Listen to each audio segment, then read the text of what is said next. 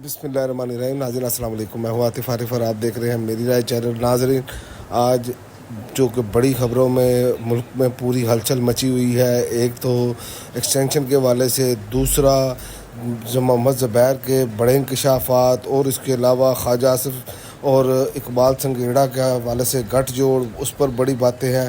लेकिन सबसे पहले इस्लामाबाद के वानों में ऐसी बड़ी ख़बरें चल रही हैं कि इस्लामाबाद में रिकॉर्डिंग के बड़े चर्चे जारी हैं। ये ख़बर ब्रेक की है शाहीन सबाई साहब ने, और सीनियर जर्नलिस्ट हैं, उन्होंने ये बात की है। उन्होंने ट्विटर पर ट्वीट करते हुए बताया है कि ये बातचीत जरदारी और नवाज शरीफ और कई नून लीग और पीपी के लीडरों के दरमियान बातचीत हुई है, जिसकी खुफिया रिकॉर्डिंग जो है वो हो चुकी है, जिसमें फील्ड मार्शल को भी गालियां दी गई हैं। और फ़ौज समझती है कि नवाज जरदारी किसी भी वक्त इस्टेब्लिशमेंट के ख़िलाफ़ खड़े हो सकते हैं, और नवंबर में नए नोटिफिकेशन पर गौर हो रहा है। लोग कह रहे हैं कि इस्टेब्लिशमेंट ने इन सियासतदानों के कान और हाथ मरोड़ने के लिए इनकी मीटिंग की रिकॉर्डिंग हासिल कर ली है। एक दीवार के कानों ने सुना है कि एक अहम शख्सियत है, जो हो सकता है शहबाज शरीफ या मरीम हो, को कुछ हिस्सा सुनाया भी गया है। यानी अपने मामलात को सेट करने के लिए शाहीन सबाई साहब का कहना है कि ये सब कुछ किया गया है। और दूसरी जानिब मोहम्मद ज़ुबैर ने बड़ी मतलब कि जो है वो इंकशाफात किए। उन्होंने कहा कि मिथ बनाई हुई थी कि मैशेट डिफ़ॉल्ट कर जाएगी, और कहते थे कि हमने रियासत बचाने के लिए सियासत ख़त्म कर दी है, तुमने इक़्तिदार लेने के लिए सियासत ख़त्म की थी। और उन्होंने कहा हम समझते हैं कि वाइट हाउस में हमें बुला लिया गया है तो सारे मसले हल हो जाएंगे। और 1960 में अयूब खान को रेड कारपेट वेलकम मिला। मुशर्रफ को सदर बुश बार बार बुलाया करते थे। क्या हम खुशहाल हो गए? तो बात यह हकीकत है, पाकिस्तान खुशहाल नहीं हुआ।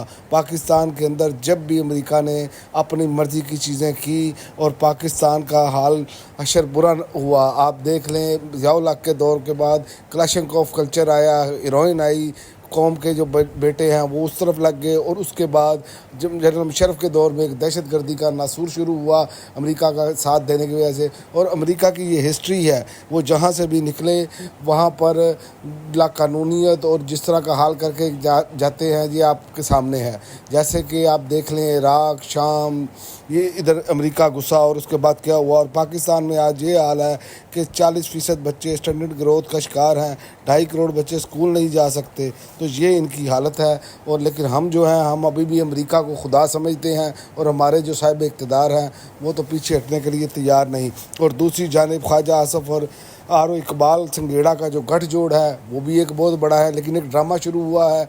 मेरा ख्याल है कि ये एहतसाब उस तरह का नहीं हो रहा जिस तरह का होना चाहिए। यहाँ एहतसाब का एक कहानी बनाई जा रही है। लेकिन इस पर बड़ा इंकशाफ किया है उस्मान डार ने। उन्होंने कहा ख्वाजा आसिफ और इकबाल संगेड़ा का गठजोड़ जो है सियालकोट में अवामी मैंडेट चोरी की एक बदतरीन मिसाल थी।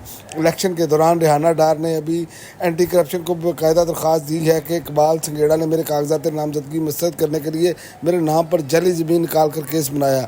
ये सब ख्वाजा आसिफ के साथ मिलकर इलेक्शन लूटने के मनसूबाबंदी का हिस्सा था। जब अदालत ने रेहाना डार के कागजात को मंजूर की और सियालकोट के अवाम ने भारी अक्सरियत से इमरान खान को कामयाब करवाया, तो यही संगेड़ा जाली फार्म 47 तैयार करने में लग गया। और ये फार्म 47 इलेक्शन के नताइज के 48 घंटे बाद जारी किए गए, जिसका मकसद अवामी फैसले को बदलना और धांधली को तहफ़्फ़ुज़ देना था। और ऐसा ही नहीं है, आप देखें कि ये हर मामले में ये अभी एक आरओ है, एक बंदा है, ब्यूरोक्रेट है कि जिसके इतने मामलात बने हैं।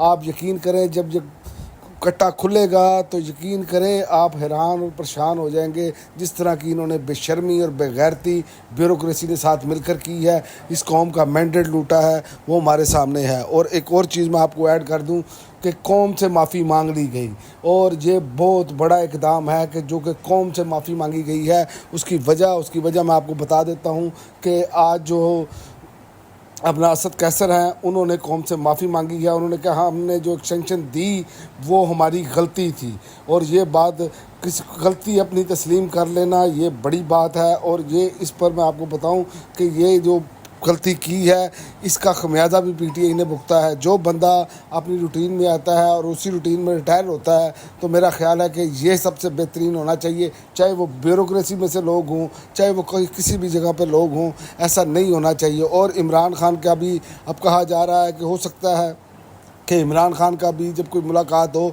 ये बयान आ जाए और ये कौम से माफ़ी मांगी जाए कि आइंदा ऐसा नहीं होगा, ना ऐसा इक़दाम का پی ٹی آئی ساتھ دے گی اور پی ٹی آئی اپنی غلطیوں سے سیکھ رہی ہے، لیکن یہاں پر تو معاملات ہی کچھ ہو رہے ہیں۔ آپ یہاں پر دیکھ لیں کہ ریڑھی والے جو ہیں ان کے ساتھ جو سڑک پر کیا جا رہا ہے، جس طرح ان کا سامان کھینچا توڑا جا رہا ہے، یقین کریں خاص پاکستان میں، خاص طور پنجاب میں اس ٹائم جو صورتحال ہے، غریب عوام اس وقت فلسطینی عوام سے دعاؤں کے محتاج ہیں۔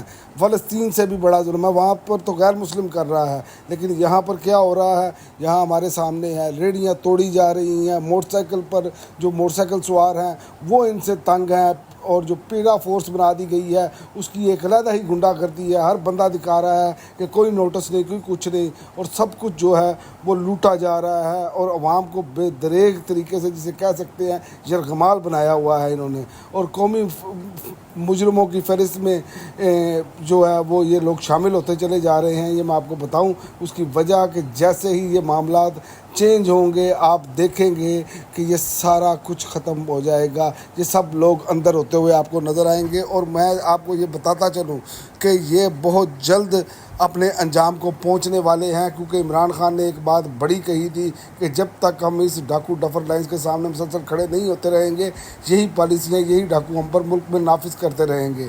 اور یہی حالات ہیں ہمارے کہ آپ جہاں پر بھی جائیں وہ آپ کو دہائی دے رہا ہے اور دیکھ رہا ہے کہ یہ ہو کیا رہا ہے۔ لیکن میں آپ کو اسی حوالے سے میں بتا دوں کہ یہ آپ جو نومبر تک مہینے ہیں وہ انتہائی اہم ہیں۔ یا تو یہ ایکسٹینشن کے معاملات کی طرف معاملات جو ہے اس میں پھڈا ہوگا، اور اگر نہ بھی ہوا، اگر ہو جاتی ہے تو پھر بھی نون لیگ کی قیادت جو ہے ان کے لیے کوئی خیر نظر نہیں آ رہی۔ اس کی وجہ ہے کہ ان کے خلاف بہت زیادہ جو اسکینڈلز ہیں وہ نکلنے شروع ہو گئے ہیں، اور جو اس سے لگ رہا ہے کہ یہ اب زیادہ دیر تک سروائیو نہیں کر پائیں گے۔ اور یہ جو جیسے میٹنگ کی خبر نکلی ہے، اور دوسرا اس کے علاوہ آپ دیکھ لیں کہ جیسے خواجہ آصف کے بیانات اور فلاں، میرا خیال ہے کہ یہ جو بھی ہو رہا ہے نا، یہ اپنے اپنے مفاد کے لیے ہو رہا ہے، اس میں قومی مفاد کا کوئی تعلق نہیں۔ لیکن یاد رکھیں جب آپ قبضہ گروپ بن کر چوری کے مال پر قبضہ کر کے بیٹھے ہوں تو پھر اس کا نتیجہ تو آنا ہی ہوتا ہے۔ تو یہ آپ عنقریب ان کو اپنے انجام پر دیکھیں گے۔ اور آخر میں آپ کو بتا دوں کہ پی ٹی آئی 14 اگست کو ایک سرپرائز تیار کیے ہوئے ہے، جو کہ ان کو بڑا سرپرائز ملے گا 14 اگست پر، اور عوام کا ایک جمع غفیر ہوگا اور بالکل ہٹ کر ہوگا۔ اس کی وجہ میں آپ کو بتا دوں کہ خوف کے بت، جو 5 اگست کا احتجاج تھا، اس نے خوف کے بت توڑ دیے ہیں۔ اب تک کے لیے ناظرین اتنا ہی، اگلی ویڈیو تک اجازت دیں، اللہ حافظ۔